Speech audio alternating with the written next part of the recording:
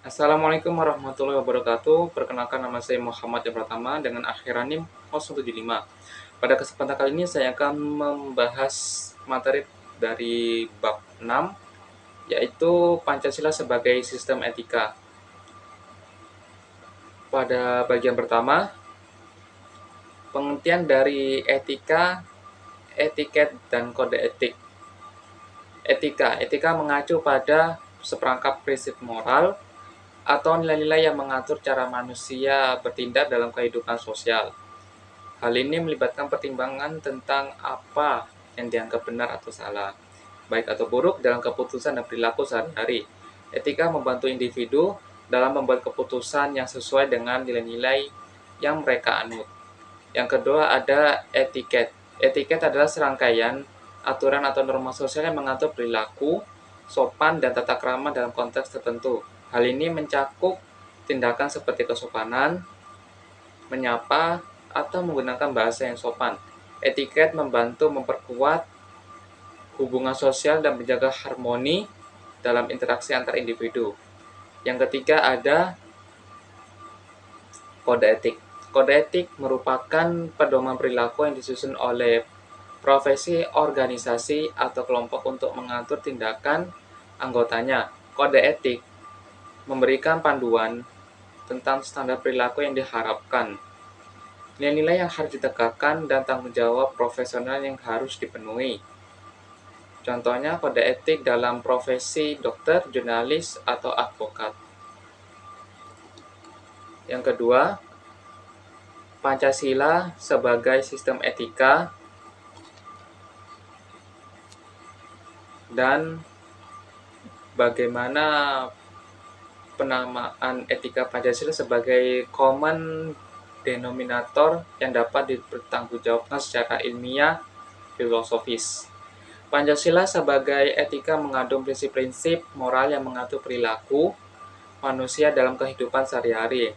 Dalam sila-sila Pancasila terkandung nilai-nilai yang menjadi landasan bagi pembentukan perilaku manusia dalam kehidupan sosial. Dalam sila pertama, ketuhanan yang Maha Esa mengajarkan tentang keberadaan Tuhan sebagai sumber segala kebenaran dan keadilan yang menjadi acuan moral. Pada sila kedua, kemanusiaan yang adil dan beradab, menekankan pentingnya perlakuan yang adil dan beradab antar umat manusia. Pada sila ketiga, Persatuan Indonesia mengajarkan pentingnya solidaritas dan kebersamaan dalam menjaga persatuan dan kesatuan bangsa. Pada sila keempat, kerakyatan yang dipimpin oleh hikmat kebijaksanaan dalam permusyawaratan perwakilan menekankan pada prinsip keadilan, partisipasi, dan keterbukaan dalam pengambilan keputusan yang memengaruhi kehidupan masyarakat.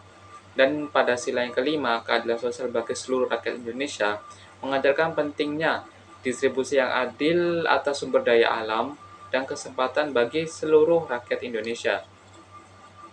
Penamaan etika sebagai common denominator dapat dipertanggungjawabkan secara ilmiah filosofis karena prinsip-prinsipnya mencakup nilai-nilai universal yang dapat diterima oleh berbagai lapisan masyarakat dan kepercayaan agama. Hal ini memberikan landasan moral yang kokoh untuk membangun masyarakat yang adil, beradab, dan berkeadilan bagi seluruh warganya.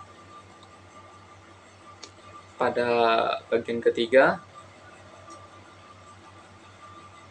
sumber historis, sosiologis, politis tentang Pancasila sebagai sistem etika. Sumber historis Pancasila sebagai sistem etika adalah perjalanan sejarah bangsa Indonesia dalam mencari dan menemukan identitas diri sebagai bangsa yang merdeka, berdaulat, dan bermartabat. Sejarah bangsa Indonesia dipengaruhi oleh berbagai agama, budaya, dan peradaban yang datang dari dalam dan luar Nusantara. Bangsa Indonesia juga menyadari bahwa mereka memiliki keragaman agama, suku, dan budaya, adat istiadat, dan pandangan politik yang harus disatukan dalam suatu kesepakatan bersama. Kesepakatan bersama tersebut adalah Pancasila yang merupakan hasil ijtihad para founding fathers bangsa Indonesia dalam merumuskan dasar negara dan ideologi bangsa. Selanjutnya ada sumber sosiologis. Sumber sosiologis Pancasila sebagai sistem etika adalah hubungan Pancasila dengan kehidupan masyarakat berbagai etnik di Indonesia. Masyarakat Indonesia merupakan masyarakat majemuk yang terdiri dari berbagai etnik yang memiliki ciri khas masing-masing. Etnik-etnik tersebut memiliki bahasa, adat istiadat, seni budaya, sistem sosial, sistem ekonomi, sistem politik, dan sistem religi yang berbeda-beda. Namun di balik perbedaan-perbedaan tersebut terdapat persamaan-persamaan menjadi dasar persaudaraan dan kekeluargaan antara etnik-etnik di Indonesia. Kemudian ada sumber politis.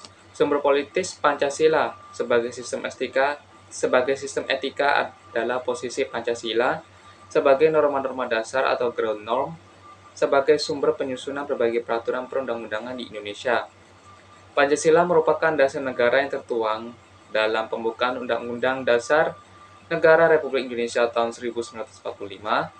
Pancasila juga merupakan ideologi negara yang tertuang dalam pasal 36A UUD NRI 1945. Pancasila juga merupakan cita-cita nasional yang tertuang dalam alinea keempat pembukaan Undang-Undang Dasar 1945. Pancasila juga merupakan konsensus nasional yang tertuang dalam Piagam Jakarta yang merupakan naskah asli pembukaan Undang-Undang Dasar Negara Republik Indonesia tahun 1945. Pancasila sebagai sistem etika merupakan dasar penyusunan berbagai peraturan perundang-undangan di Indonesia. Peraturan perundang-undangan di Indonesia terdiri dari peraturan pemerintah, peraturan presiden, peraturan daerah, dan peraturan lainnya. Semua peraturan perundang-undangan tersebut harus sesuai dengan nilai-nilai Pancasila sebagai sistem etika.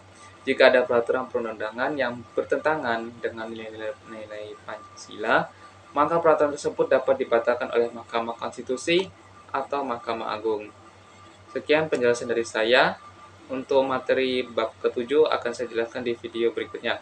Wassalamualaikum warahmatullahi wabarakatuh.